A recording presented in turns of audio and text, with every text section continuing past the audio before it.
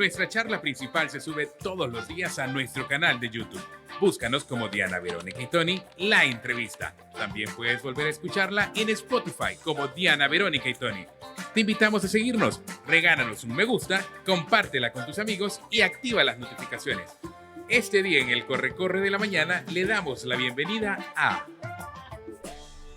Bueno, ya está con nosotros Celia Medrano, ella es periodista, ella es especialista en temas de derechos humanos, está con nosotros y le damos la bienvenida y estamos muy contentos de que esté con nosotros. Bienvenida. Días, ya teníamos Tony, días de no conversar, días, ¿verdad, Diana? Celia? Teníamos días de no conversar. Un gusto estar esta mañana con la audiencia y con ustedes. Muchas gracias, Celia. Bueno, y hay que decir que además Celia es una analista, ¿verdad? Es una salvadoreña que analiza lo que está sucediendo en el país, la realidad nacional. Sí, y hoy, bueno, ayer abordamos el tema, hoy le damos continuidad desde otro punto de vista. Ayer estuvo con nosotros Julio Valdivieso, abogado, jurista, analizando las reformas constitucionales recientes. Hay que decir que se aprobó, y creo que es incorrecto decir la reelección presidencial. Eso nos lo decía Julio. Ajá, decía él. Que no, la palabra correcta no es reelección. Porque reelección presidencial podría aseverar que la población va a votar nuevamente por Nayib Bukele, lo que le permite volver a candidatearse. Exacto. Jurídicamente. O que reelección lo entendamos como que va a continuar en el poder. Como que ya ha dado por hecho. Y nos decía él, no es que va a continuar en el poder, se va a someter a una nueva elección y si la población lo vota, pues puede continuar. Eso es lo que nos decía él que deberíamos de entender. Son como matices, ¿verdad? Luego que se amplió de quinquenio a sexenio, el periodo presidencial, la eliminación de la segunda vuelta puede ganar con 10%, 20%, 50 más. Por un voto más. Ajá, por un voto más. Y lo otro que nos sacaron del Parlacen, ¿verdad? Es una cosa que no sirve para nada. Que eso lo estaban diciendo por años, ¿verdad? Lo veníamos escuchando por años. Y lo otro, hacer unir una sola elección. Hacer coincidir las elecciones. A ver, ¿cómo ve Celia Medrano todas estas decisiones que tomó la Asamblea Legislativa? Yo empezaría con plantear de que sí, Diana, puede plantearse que yo analizo la situación nacional, regional, centroamericana desde una época de derechos humanos. Eso es importante plantearlo. No es un análisis político únicamente, sino que como especialista en derechos humanos, mi enfoque es desde derechos humanos el análisis de una realidad concreta y también desde una perspectiva histórica.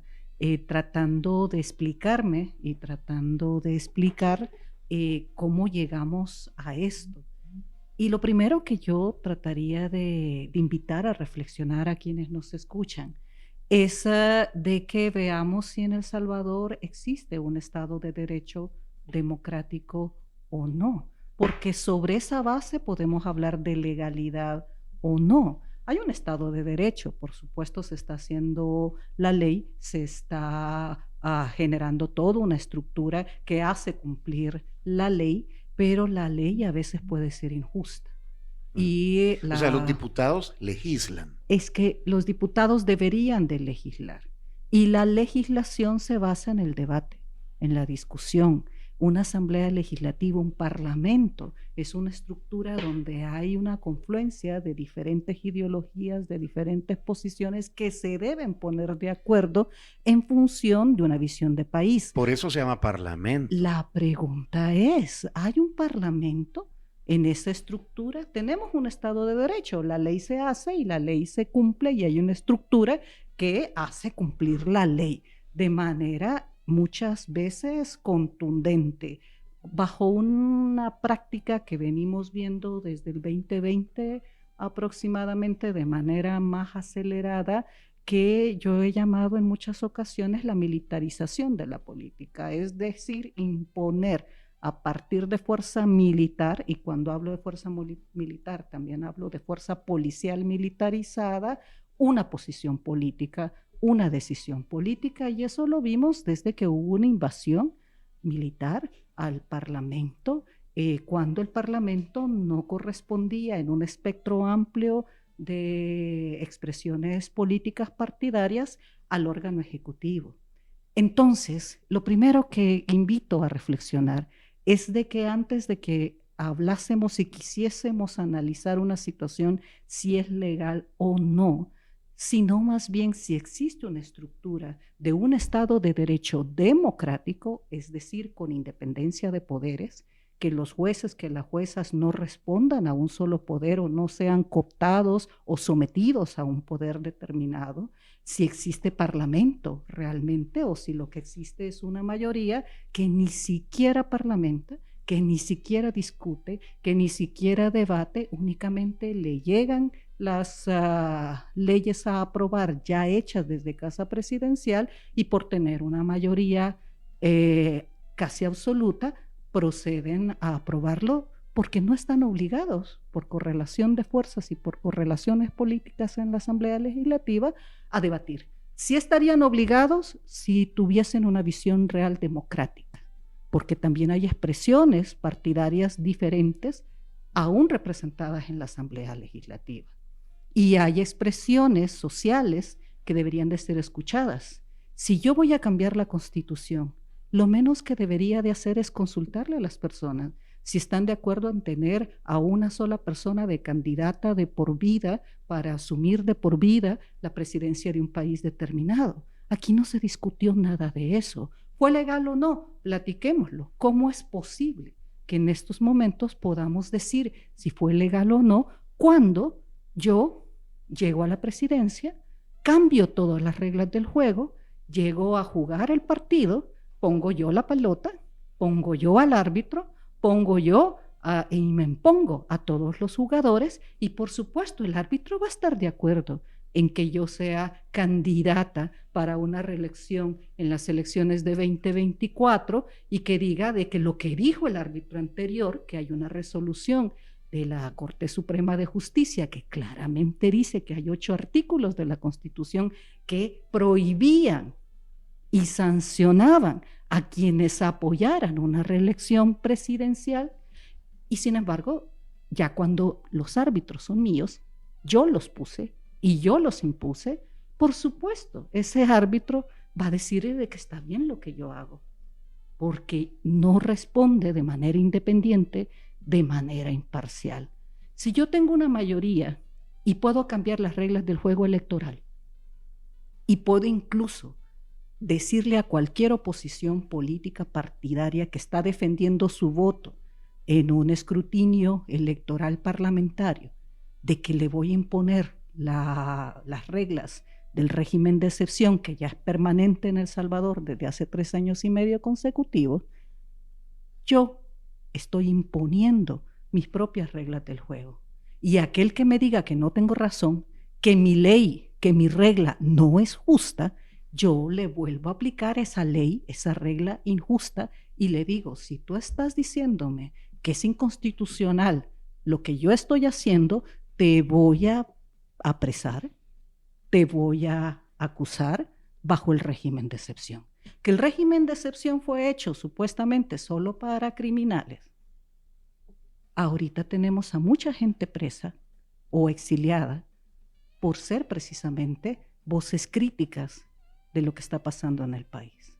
Entonces, no es una discusión legal, es una discusión si lo que está pasando actualmente con las últimas violaciones a la Constitución, porque sí lo son, independientemente lo que diga el juez que fue puesto desde Casa Presidencial, los jueces, los árbitros que han sido puestos no van a decir que es inconstitucional lo último que se ha hecho en la Asamblea Legislativa el mes pasado. Hay un recurso de inconstitucionalidad el de Claudia Ortiz, el de la diputada Claudia Ortiz.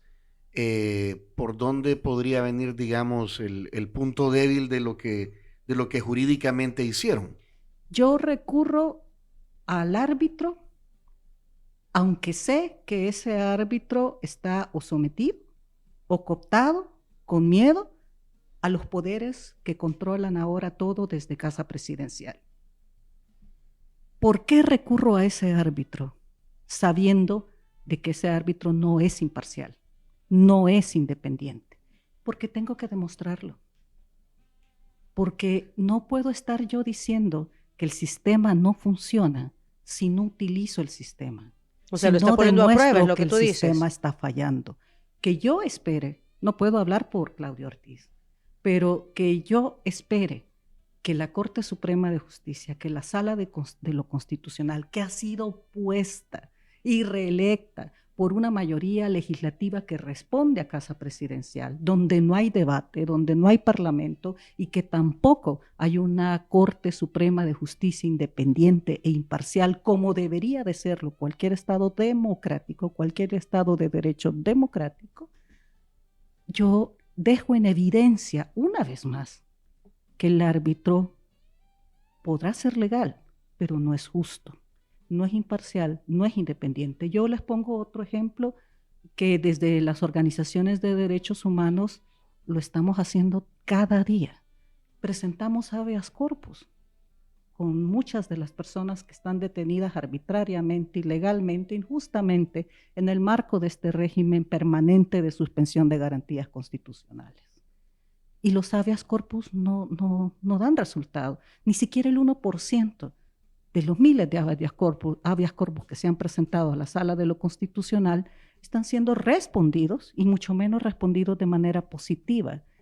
O sea, Pero y han sido admitidos, escucha, Celia. Cuando alguien escucha de que hay más de 7,000, 8,000 habeas corpus presentados que ni siquiera tienen respuesta, empieza a entender que hay una falla. Cuando dice que no hay respuesta es que no han sido admitidos. Esa es otra cosa que porque un habeas llama la corpus, atención. me lo recuerda usted, por favor, debe ser resuelto en menos de 24 horas. Cualquier petición, cualquier ciudadano, Sí, cualquier admitida. ciudadana tiene derecho a presentar una solicitud a cualquier instancia pública. Ninguna instancia pública tendría que rechazarla. La reciben y posteriormente pueden plantear aquí hay un error de forma, por ejemplo, o de procedimiento, y previenen. Le dicen, nosotros no le podemos admitir esto porque tiene este tipo de errores. Hay que corregir esto. De procedimiento de norma, por ejemplo. Pero que un funcionario en una ventanilla le diga a una persona, como sucede en la Asamblea Legislativa, que organizaciones sociales llegan y piden simplemente en la ventanilla o en las fracciones, en las ventanillas de las fracciones parlamentarias, sobre todo la fracción parlamentaria mayoritaria en la Asamblea Legislativa, y digan, necesito una firma y sello de que me recibieron esta solicitud a esta fracción parlamentaria o a la presidencia de la Asamblea Legislativa, y que les diga a la persona que está en ventanilla que ni siquiera eso le va a dar, que ni siquiera va a tener esa organización una constancia de que fue recibida en la Asamblea Legislativa su solicitud, su petición. Si hubiera un sistema independiente, justo, que respondiera a los derechos humanos de todas, de todos, ya hubiera una Corte Suprema de Justicia, una Sala de lo Constitucional, una instancia como la Procuraduría de Derechos Humanos que le dijera a la Asamblea Legislativa, al presidente de esa fracción parlamentaria o al presidente o vicepresidente de la Asamblea Legislativa, lo que usted está haciendo es ilegal. Usted no puede rechazar una solicitud de cualquier ciudadana, de cualquier ciudadano. O sea, recibir no quiere decir admitir. Ni siquiera quieren recibirlo. Recibir no quiere decir admitir. Admitir es ya que pase el procedimiento, que inicie el procedimiento. Y lo que tú estás señalando es que ni recibirla. Ni siquiera ahora, un sello de recibida de una solicitud, ni siquiera eso quieren dar.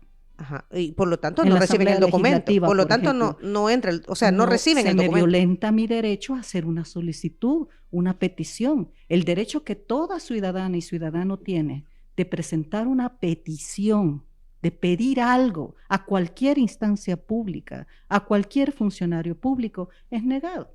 Y es negado en un contexto de impunidad, porque no hay Estado de Derecho en El Salvador democrático. ¿Qué pasa con los habeas corpus que preguntaba Tony? Es lo que sucede cuando las organizaciones de derechos humanos han presentado alrededor de 8,000 habeas corpus desde el régimen de excepción, en donde la naturaleza, la pregunta que hacía Tony, La naturaleza del habeas corpus es inmediata. Es que yo estoy presentando una petición en donde digo, no sé ni siquiera dónde tienen detenido a mi familiar. Y si no sé dónde está detenido mi familiar está en riesgo, está vulnerable a sufrir cualquier violación, incluyendo que le desaparezca. Y yo estoy necesitando que alguien me diga, aquí está detenido y esta es su condición, a verlo, mostrar el cuerpo, es la etimología del habeas corpus. Entonces, esto, la Corte Suprema de Justicia no está ni siquiera respondiendo a los habeas corpus, o los está devolviendo con argumentos que no son legales. Por ejemplo, ha regresado a habeas corpus a organizaciones de derechos humanos por falta de ortografía, cuando lo que se busca es que se proteja la vida y la integridad de una persona. Una instancia, la máxima instancia jurisdiccional del país, devuelve argumentando una falta de ortografía a un habeas corpus que se puede entregar incluso a mano, en una hoja de cuaderno. No hay una formalidad con el habeas corpus porque prevalece la necesidad, la urgencia de proteger la vida y la integridad de la persona. En base a lo que usted está diciendo, podríamos suponer que la diputada Claudia Ortiz está probando al sistema, sabedora de que no va a tener éxito su solicitud, pero esperando a ver de cómo le responden. El partido Vamos... ¿Es correcto? Yo entendería que el partido Vamos está cumpliendo... Quiero entender que el partido Vamos lo que está haciendo es cumpliendo un deber ciudadano. No solo deberíamos de pensar que un partido político presentara una inconstitucionalidad por algo que es claramente inconstitucional. Deberíamos de hacerlo muchas más. Debería de haber una cantidad enorme de peticiones de inconstitucionalidad sobre esta acción en la Asamblea. ¿Cómo lo va a haber si están alrededor de 200 personas defensoras de derechos humanos y de prensa crítica en el exilio o asumiendo una autocensura y bajo perfil a partir de que está siendo criminalizada la labor no de oposición política, nada más, sino de cualquier voz crítica? Quiere decir que un abogado que está con un megáfono acompañando a una comunidad que está pidiendo que no se le desaloje de manera ilegal, injusta, llegan, lo detienen, se lo llevan y lo meten preso. ¿Cómo podemos pensar que hay libertad de expresión, libertad de organización, libertad de asociación en un país donde 6 de cada 10 salvadoreños ha dicho claramente que tiene miedo, que se abstiene de dar a conocer públicamente su opinión sobre el gobierno porque sabe que eso le podría acarrear represalias, incluso a la cárcel?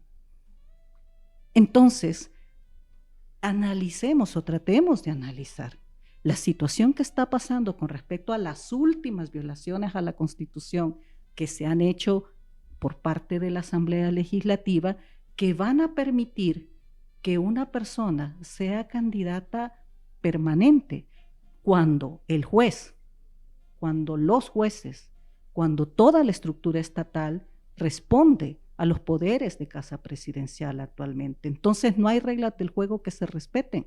Yo pongo la cancha, pongo la pelota, pongo a los jueces, pongo al árbitro e incluso me atrevo a poner al público.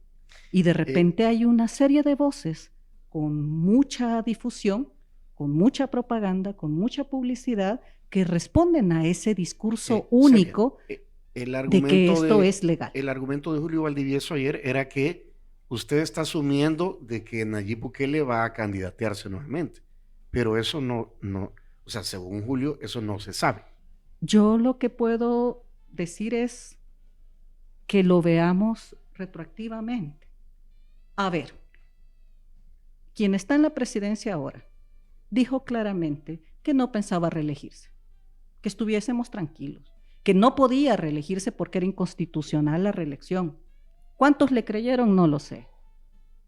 pero ahí lo tenemos, reelecto otra vez, recién reelecto, bajo una candidatura que nunca debió de haberse concretado porque era una candidatura inconstitucional, de acuerdo a las reglas del juego que dejó por sentado una sala de lo constitucional anterior, y que la nueva sala de constitucional, los nuevos árbitros puestos desde Casa Presidencial a través de una asamblea legislativa mayoritaria, dijeron que esas reglas del juego ya no, que ahora había otras reglas del juego, respondiendo a quien los puso en su cargo para que dijeran eso.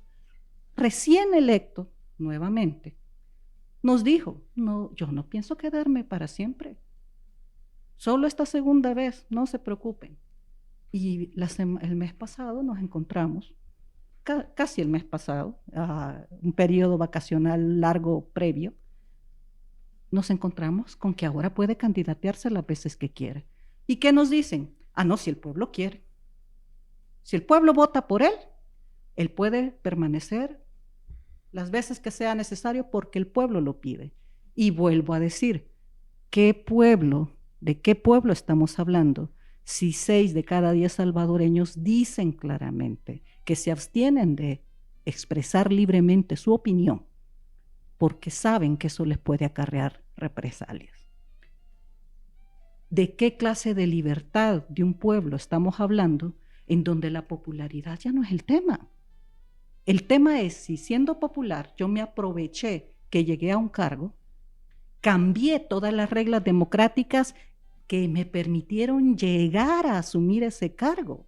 Si no se hubieran respetado esas reglas democráticas, si no hubiesen existido esas reglas democráticas, probablemente quien asume la presidencia actualmente no estuviera en el poder. Si esas reglas no hubieran existido y si esas reglas no hubiesen sido respetadas por los espectros que jugaban esas reglas del juego. Ahora, el momento de una votación, ahí cada quien decide como quiera y no se expone a nada porque el voto es secreto. ¿Qué es lo que sucede? Y me voy a las elecciones del 2024. En las elecciones del 2024, ¿cuántos vimos? A quienes estaban protegiendo el voto, que no fuese un voto oficial, ¿cuántos fuimos testigos de ver a hordas de personas del partido oficial rodeándolos, acosándolos? ¿A quiénes? A varias personas que estaban, por ejemplo, señalando irregularidades en el escrutinio en el Gimnasio Nacional de las elecciones parlamentarias. Incluso muchos de ellos fueron amenazados con que se les iba a aplicar el régimen. Sí, cuando de se fueron excepción. al escrutinio final, estás mencionando. Sí. Estoy hablando del proceso en el Gimnasio Nacional. ¿Qué fue Y el escrutinio ahí final? hay prueba documentada, hay filmaciones, etcétera, de esto. Entonces, yo estoy defendiendo un voto que no es favorable al oficialismo y estoy bajo reglas del juego impuestas en donde puedo ir incluso presa por decir es irregular este procedimiento. ¿De cuál igualdad estaríamos hablando? ¿De cuál equidad en las reglas del juego estaríamos hablando? En El Salvador no hay una democracia, no hay un Estado de derecho democrático actualmente y tenemos que entender eso. Y en ese tema queremos preguntarle, porque nos quedan 12 minutos de entrevista. Y aquí hay otras preguntas de nuestros amigos Sí. radioescuchas también. Lo que hoy es titular, vaya en el diario de hoy, dice: Estados Unidos omite críticas al país en informe de derechos humanos. En su informe anual, el gobierno de Donald Trump afirmó que no hubo abusos significativos de derechos humanos en 2024 en El Salvador. También es titular de Diario El Mundo. Diario El Mundo, Diario El Salvador. Cada uno pues aborda el tema de distinta forma, pero en términos generales, digamos que hay una aprobación por parte del gobierno de los Estados Unidos en ese tema al gobierno de nuestro país. ¿No es una sorpresa? Yo creo que en el mundo occidental los informes de derechos humanos del Departamento de Estado siempre han sido tomados como un referente de que entender por democracia y que entender por un Estado de Derecho que respeta, está obligado a respetar reglas de derechos humanos, y cuyo modelo siempre se ha presentado, insisto, en el mundo occidental como el modelo a seguir. Cuando ese modelo a seguir rompe esas mismas reglas con su actual presidente, por supuesto que este tipo de informes empiezan a medirse sobre la base de la cercanía con el gobierno estadounidense y no sobre la base de principios universales de derechos humanos. No solo El Salvador, no solo ha visto hacia otro lado los Estados Unidos con respecto a las violaciones al Estado democrático y las violaciones a derechos humanos que están ocurriendo en El Salvador, donde ya tenemos casi 500 personas documentadas, fallecidas en las cárceles, que ni siquiera tenían un juicio, no habían sido condenados en un proceso judicial, a pesar de que ya tenían 2 años, 1 año, casi 3 años de estar detenidos de manera injusta en una cárcel del país. Cualquiera debería de sacudirse de saber de que una albañil, que una joven estudiante ha muerto en una cárcel cuando ni siquiera fue condenada por los delitos que se le estaban imputando debido a las condiciones de maltrato y las condiciones de desatención a derechos básicos de salud, por ejemplo, que provocaron su muerte dentro de las cárceles salvadoreñas, que son responsabilidad del Estado.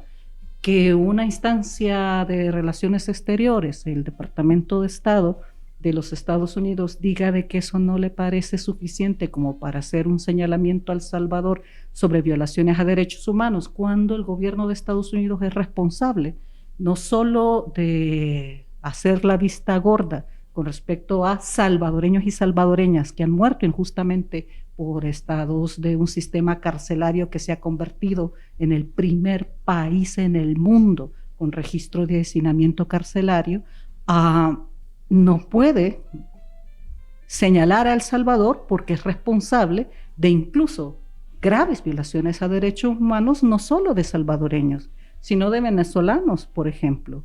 Han salido alrededor de 270 migrantes salvadoreños que han ya afuera denunciado violación sexual dentro de las cárceles salvadoreñas, tortura, malos tratos, además de una situación carcelaria totalmente violatoria de derechos humanos, en donde hay responsabilidad del gobierno estadounidense en tratar como criminales a personas migrantes, como criminales de alto perfil, y haberlo señalado públicamente, tanto el gobierno de El Salvador como el gobierno estadounidense, como miembros de una estructura de alta criminalidad como el Tren de Aragua de Venezuela, cuando más de la mitad de esas personas ni siquiera tenía indagaciones en Estados Unidos que les investigaran por cualquier tipo de acción delictiva, y mucho menos tenían abiertos procesos de esa naturaleza. Entonces, estamos hablando de un informe sesgado en función de si la cercanía y la complicidad en violaciones a derechos humanos,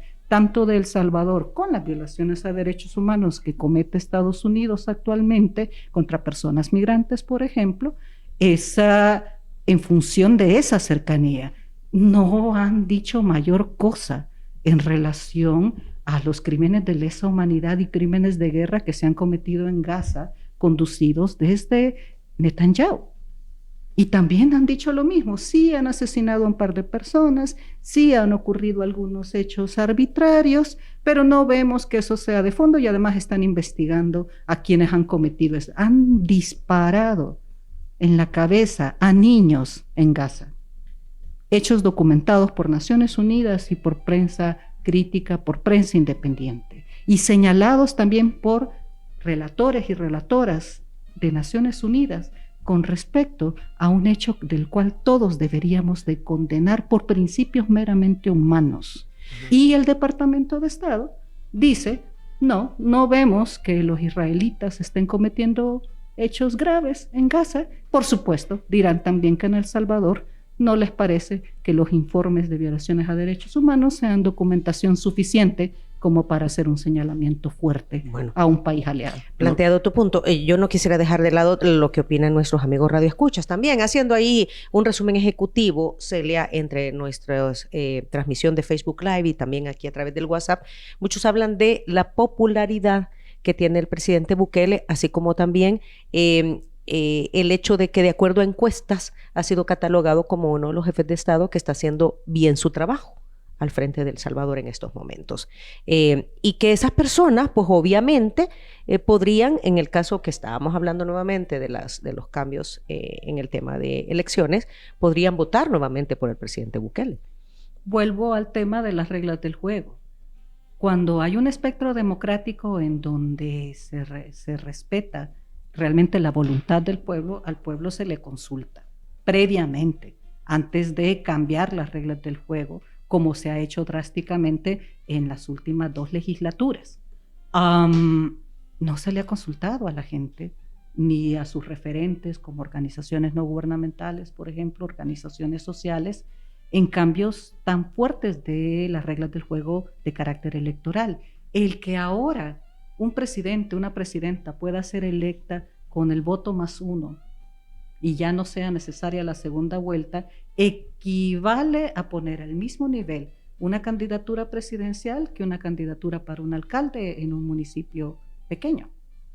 Entonces, cuando también las reglas del juego pasan por tener a mis propios árbitros, los que responden a mis intereses, no a los intereses de la población, y cuando también a cualquiera que me represente un contrapeso o que me pueda representar un contrapeso electoralmente hablando, yo empiezo a criminalizarlo, a acosarlo, a atacarlo, a obligarlo a irse o a meterlo preso.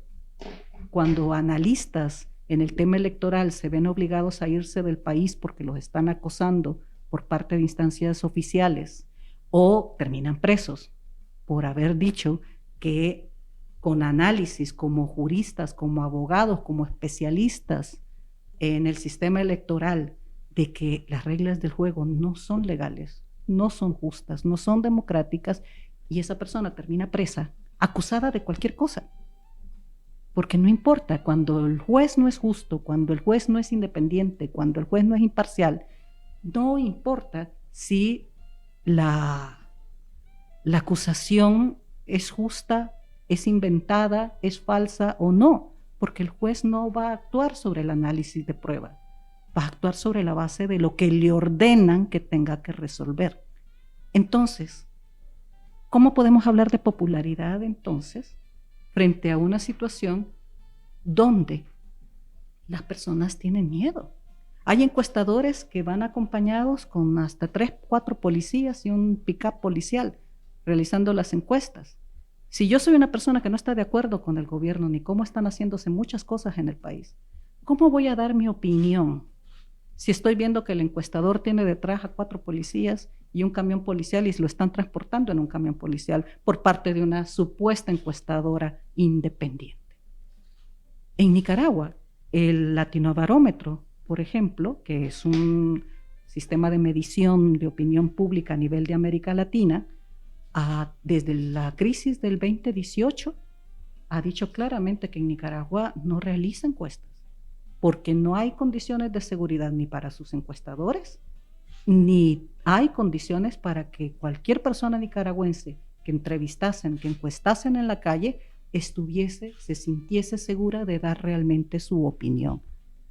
Y eso ya nos está pasando a nosotros. Solo para cerrar el tema del informe del Departamento de Estado de los Estados Unidos, ¿está usted diciendo entonces que digamos que el Departamento de Estado, el Marco Rubio, el que está ahí, está haciendo más una aseveración política favorable que algo apegado a la realidad? O sea, que es más una maniobra, que es un informe político.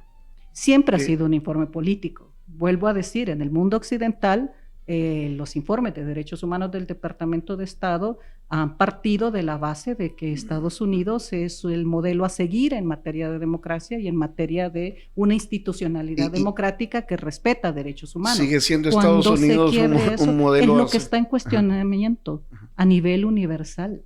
Ahorita que hay a nivel mundial una situación cambiante, donde estamos en un mundo multipolar, donde hay potencias que están enfrentándose en una nueva realidad de correlación geopolítica, Estados Unidos pretende continuar imponiéndose al mundo sobre base de impuestos arancelarios, por ejemplo.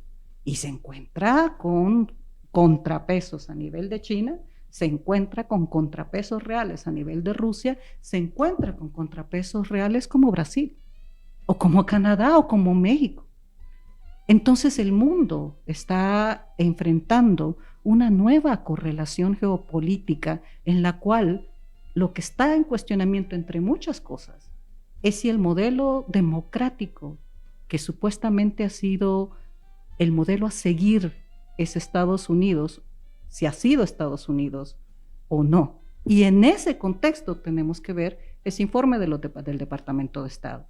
La gestión Biden dejó ya elaborado ese informe, y lo que decía sobre Israel y lo que decía sobre El Salvador era muy diferente a lo que cambiaron a última hora. Por eso se tardó ese informe y no fue presentado en marzo, que es el mes en que usualmente se presenta este informe, sino que hasta ahora, pasada la mitad, ya a principios del segundo semestre de este año, porque lo cambiaron. Lo cambiaron en función de ser benevolentes con los que consideran sus aliados. Y sí tengo que decir algo muy fuerte en ese sentido. El tener el aval del gobierno estadounidense en un periodo determinado no representa que eso vaya a ser permanente. El expresidente de Honduras tuvo el apoyo del gobierno estadounidense incluso para un proceso similar a un segundo mandato, parecido a lo que ha ocurrido en El Salvador, salvadas diferentes distancias. Y Juan Orlando Hernández actualmente se encuentra preso en los Estados Unidos por crímenes relacionados a narcotráfico. Muy bien, son las 9:01 con 1 minuto. Celia, se nos acaba el tiempo. Muchas gracias por venir, responder a las inquietudes de la audiencia y bueno, plantear sus puntos de vista sobre lo que está pasando en nuestro país. Muchísimas gracias. Gracias, Celia. Yo agradezco Lleva enormemente cafecito. mi café Cherito, lo he probado y me ha encantado. Y gracias por los libros del Ministerio de Educación. De Cultura. Hay que decir que Gracias al ministro. Estoy sí, aquí, agradecida. vamos a regalar libros a quien quiera. Ya vamos a contar, ¿verdad? Sí. Para compartir estos... Que estuvimos conversando la semana pasada con el ministro de Cultura y él se comprometió a enviarnos libros para regalar, porque el ministerio está regalando libros, ¿verdad? A quien los aprecie. A quien los Eso es aprecie. lo más importante. Muchísimas gracias, Celia, y al ministro de Cultura también. Así Agradecemos al ministro de Cultura. Yo me llevo a Hugo Lindo y a el autor de Medianoche del Mundo, Jorge Galán. Muy bien. Si quiere volver a escuchar esa entrevista, atención a lo siguiente. Muchas gracias por acompañarnos en nuestra entrevista. Para volver a escucharla e incluso verla, visita nuestro canal de YouTube Diana Verónica y Tony. Búscala como La Entrevista. También puedes encontrarla en Spotify como Diana Verónica y Tony. Te invitamos a seguirnos, regálanos siempre un me gusta, compártela con tus amigos y activa las notificaciones.